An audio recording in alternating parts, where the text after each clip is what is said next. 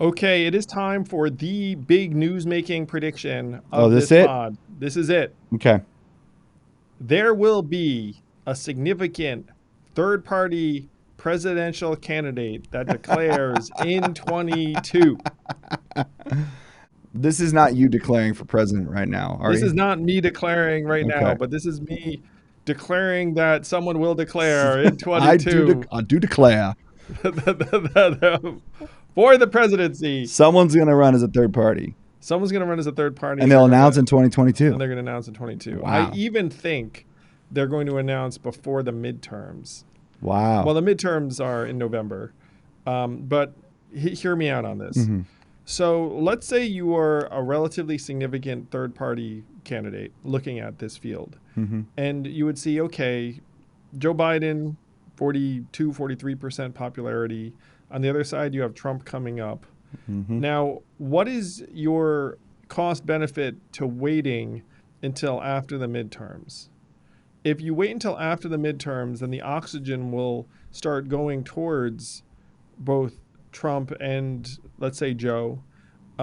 And it's going to be potentially less advantageous to you to be declaring later if you declare earlier. And if you return to the bygone days of Yang 2020, we declared in February of 2018, Hmm. which would be the equivalent of February 22. It's like declaring in 4 weeks It's like declaring in 4 weeks. What a 4 years it's for been. 2024. Yes. So, why did we make that decision? Well, we didn't have any, at the time, we didn't have any notoriety or Right. recognition. So if you have some time, you might as well spend it stumping around New Hampshire and Iowa, going Hmm. around. In our case, it was the Midwestern, Mid-Atlantic Right. Humanity First tour.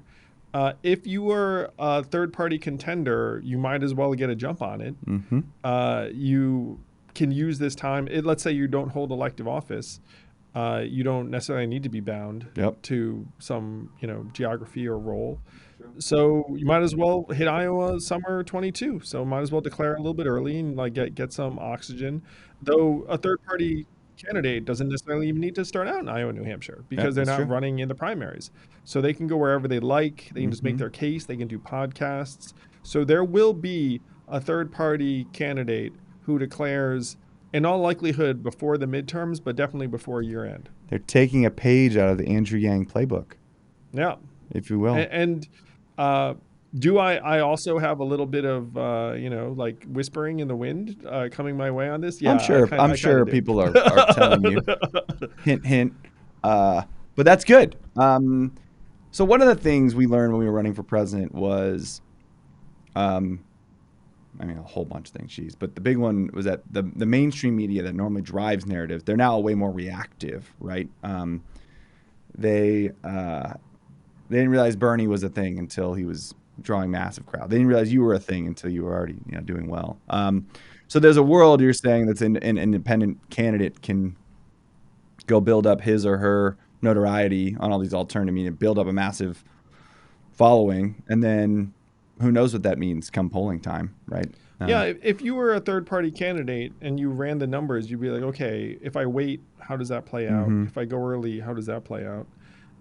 And it's not just the media. I mean, you'd get a chance to build and hone your message. You'd get a chance to build relationships with various people Mhm. on the ground.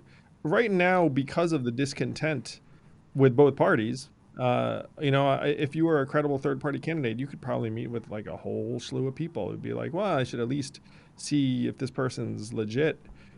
So someone who's in this vein, I think, is going to make the plunge or take the plunge sometime this year, Right. probably before the midterms again. That'll be fun to watch.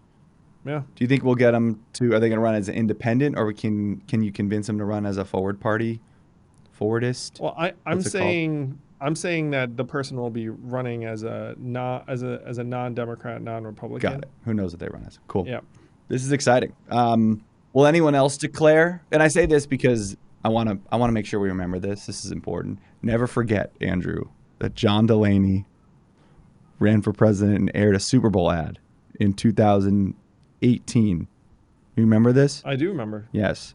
And as someone who's run and managed presidential campaign budgets, that is a horrific way to blow a few $1,000,000 of your presidential budget during the Super Bowl when your national name ID is approximately 0.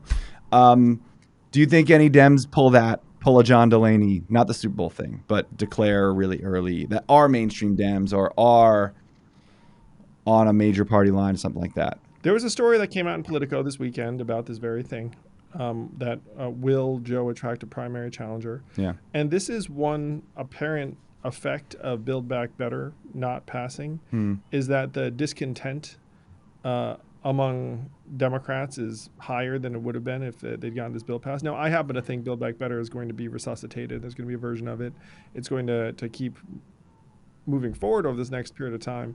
But this Politico story, there are two things I'd like to say. One, the Politico story is trying to manufacture this energy in a way, because that loves to try and You love this. yeah, they love to try and set people into ideological camps, and like the article was framed as like, is the left like going to The left challenge shiv Joe Biden. and then Joe has had a relationship and he reached out to this.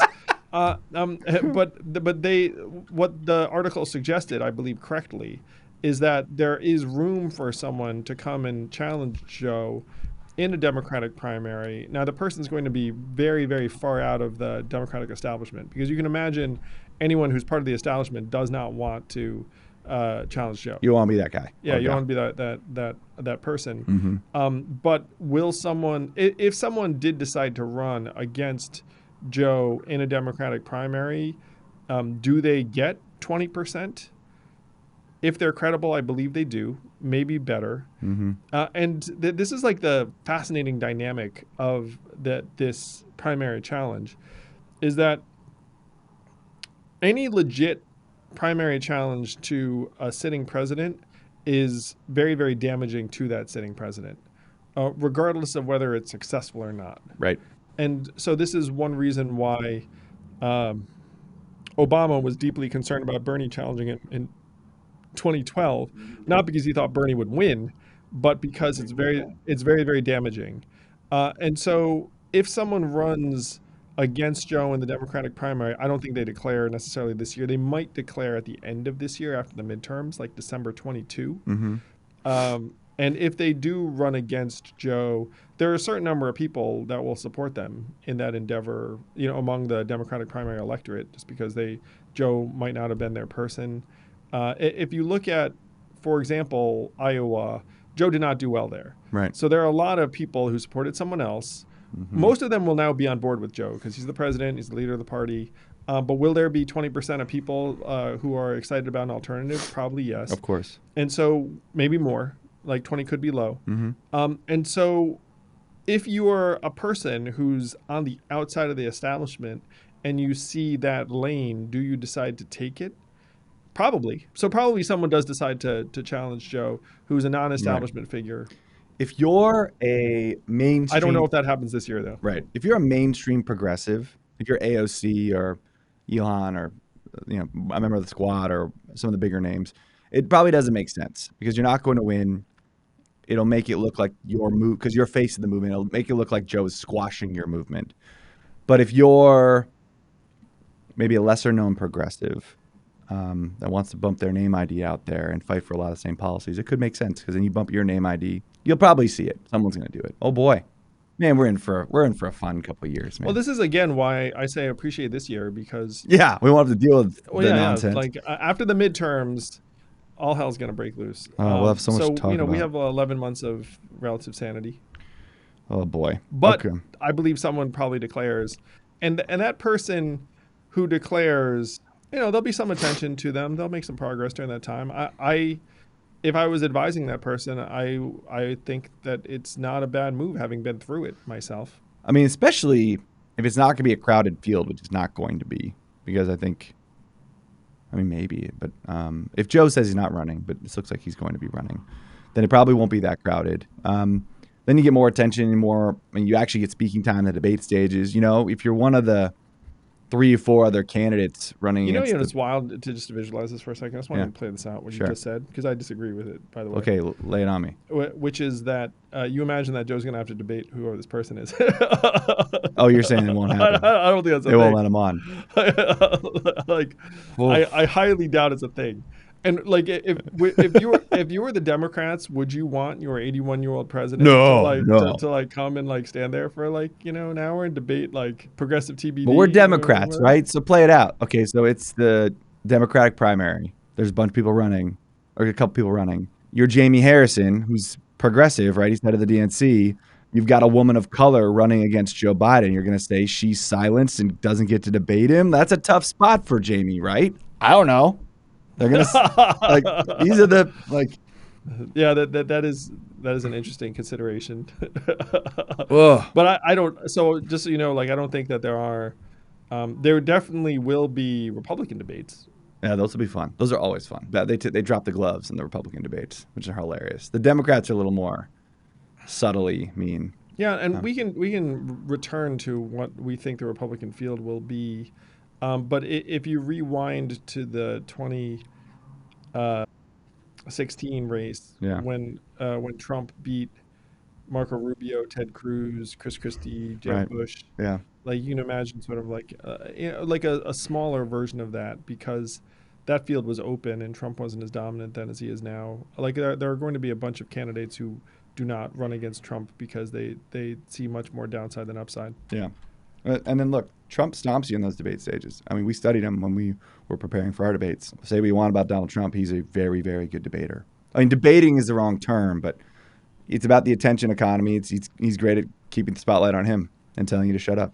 Yeah, so if you're a third-party candidate, I guess what I'm suggesting to you, Zach, is they don't actually show up on any debate stage until the general election, which Yes. won't be until fall 24. And right now, the rules are that person would need to get higher than 15% Right. to make that And that's debate hard. stage. But I meant if you're progressive, but by you're the running way, as a Dem. I think that person probably, I think if someone's a strong third-party contender, they probably surpass 15%. They can get 15, yeah. Yeah. But if you're a progressive running to challenge Joe Biden on the Democratic ticket, would there be a debate? And you're saying they won't let him do I it. don't think they're That would be fun to watch.